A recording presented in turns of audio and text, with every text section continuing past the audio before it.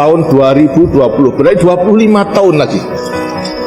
Anak-anak yang nanti umur tahun 2020 berarti 25 tahun, berarti anak-anak remaja sekarang. Mungkin anak-anak pelajar sekarang. Anak-anak pelajar sekarang harus disiapkan benar-benar untuk mencintai tanah air, untuk mencintai produk dalam negeri.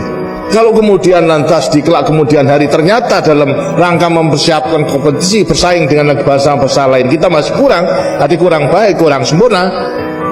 Nah, untuk menghadapi banjirnya daripada barang-barang itu, maka hanya dengan mencintai tanah air, maka para remaja yang sekarang nanti akan hidup tahun 2020 akan menjadi benteng untuk mempertahankan daripada kelangsungan hidup negara dan bangsa.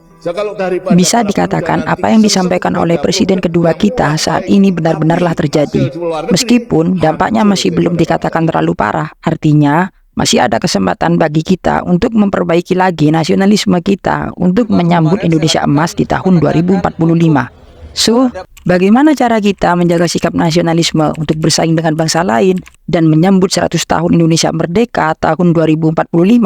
Mari simak video ini hingga selesai.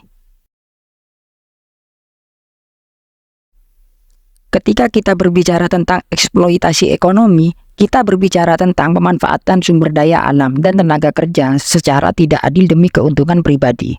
Untuk memahami bagaimana ini bisa terjadi di Indonesia, kita harus melihat kembali ke masa penjajahan Belanda. Pada awal abad ke-17, VOC memonopoli perdagangan rempah-rempah dan memaksa petani untuk menanam tanaman tertentu untuk diekspor.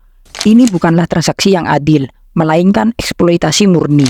Petani dipaksa bekerja keras tanpa mendapatkan imbalan yang layak. Pada tahun 1830, Belanda memperkenalkan sistem tanam paksa, dan petani diwajibkan untuk menanam tanaman ekspor seperti kopi, tebu, dan nila. Hasilnya, sumber daya alam Nusantara mengalir deras ke Eropa, sementara petani lokal hidup dalam kemiskinan. Ketika Jepang menduduki Indonesia pada tahun 1942, eksploitasi ekonomi tidaklah berakhir. Jepang menggunakan sumber daya alam dan tenaga kerja Indonesia untuk mendukung upaya perang mereka. Ribuan orang dipaksa bekerja sebagai romusa di bawah kondisi yang sangat mengerikan. Setelah Indonesia merdeka pada tahun 1945, harapan baru muncul. Namun, eksploitasi ekonomi belum sepenuhnya hilang. Perusahaan multinasional dan elit lokal seringkali masih memanfaatkan sumber daya alam dan tenaga kerja di Indonesia tanpa memberikan imbalan yang adil. Pada tahun 1950-an dan 1960-an, pemerintah Indonesia berusaha untuk mengendalikan sumber daya alam melalui nasionalisasi perusahaan-perusahaan asing. Meskipun langkah ini bertujuan untuk meningkatkan kesejahteraan nasional, tantangan ekonomi dan politik seringkali menghambat tujuan tersebut. Masuknya investasi asing di era Orde Baru pada tahun 1967 membawa harapan baru untuk pertumbuhan ekonomi. Namun, kebijakan pro-bisnis yang diterapkan seringkali menguntungkan perusahaan multinasional lebih dari rakyat Indonesia. Banyak sumber daya alam seperti minyak, gas, dan tambang dieksploitasi dengan sedikit manfaat yang kembali kepada komunitas lokal. Industri pertambangan adalah contoh nyata eksploitasi ekonomi modern. Perusahaan besar seperti Freeport McMoran mengoperasikan tambang emas dan tembaga terbesar di dunia di Papua.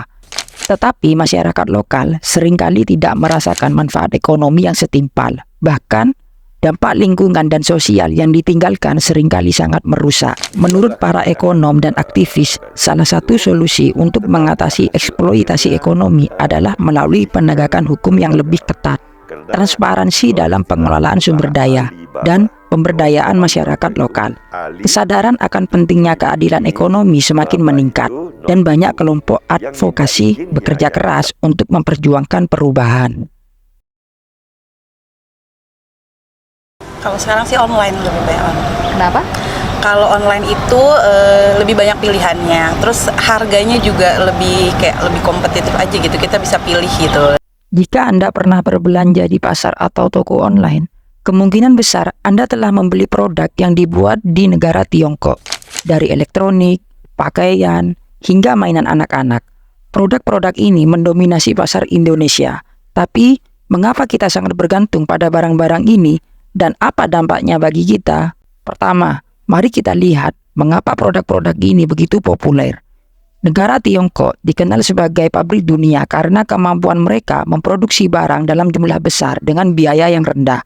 Ini memungkinkan mereka menawarkan harga yang sangat kompetitif, sesuatu yang sangat menarik bagi konsumen di Indonesia. Tapi, ketergantungan ini membawa dampak yang tidak selalu positif. Mari kita lihat beberapa dampaknya. Pertama, dampak pada industri lokal. Banyak produsen dalam negeri kesulitan bersaing dengan harga murah dari negara Tiongkok. Akibatnya, beberapa pabrik maupun toko tutup, serta ribuan pekerja kehilangan pekerjaannya. Kedua, dampak lingkungan. Barang-barang murah seringkali berarti barang-barang sekali pakai. Ini meningkatkan jumlah sampah dan menambah beban pada lingkungan kita. Ketiga, yang paling berbahaya yaitu ketergantungan ekonomi. Jika Indonesia mengandalkan barang impor yang murah, membuat ekonomi Indonesia rentan terhadap perubahan kebijakan perdagangan dan ekonomi negara Tiongkok. Jika ada gangguan dalam rantai pasokan, kita bisa mengalami kekurangan barang-barang tersebut. Namun, tidak semua berita buruk. Ada beberapa langkah yang bisa kita ambil untuk mengurangi ketergantungan ini, seperti mendukung produk lokal adalah salah satunya. Dengan membeli produk dalam negeri, kita membantu menggerakkan roda ekonomi lokal dan menciptakan lapangan kerja. Selain itu, inovasi dan teknologi juga memainkan peran penting. Dengan berinvestasi dalam teknologi dan meningkatkan efisiensi produksi, kita bisa membuat produk yang tidak hanya bersaing di pasar lokal, tetapi juga bersaing di pasar global. Untuk menjadi negara maju secara ekonomi, sikap nasionalisme kita semua berperan penting, serta kesungguhan pemerintah melalui program hilirisasi inilah yang akan membuat Indonesia menjadi salah satu ekonomi terbesar di dunia.